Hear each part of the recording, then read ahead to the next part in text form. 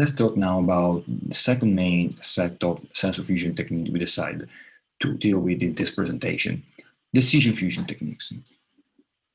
As we said in the introduction, decision can be translated in mathematical term with another main terminology, which is classification.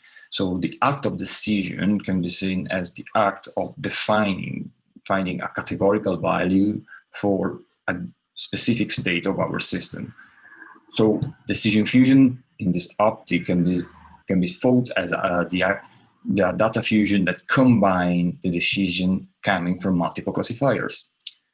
In this slide, you see a scheme where for each sensor we have an output, so which is determining the value of the state.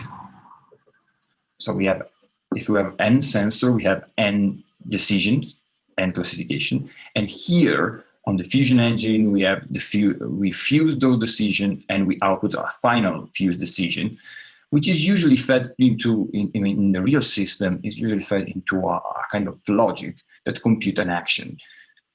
In the example we had done before on the self-driving car, we had used two different classifiers to determine, and two different systems to determine if there was an obstacle coming on our path. And each classifier can send me, oh yeah, there is an obstacle. No, there is not an obstacle. This is the value of the two states. It's a binary classifier.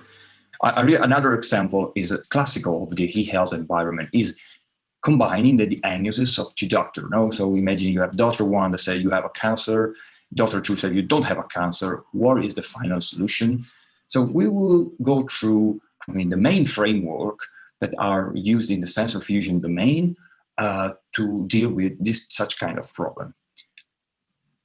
We will see mainly two main frameworks. The first one is the Bayesian network, or actually the Bayesian inference applied on Bayesian networks, and another one, which is the Dempsey-Schaffer inference, which can be solved as an extension of the Bayesian inference.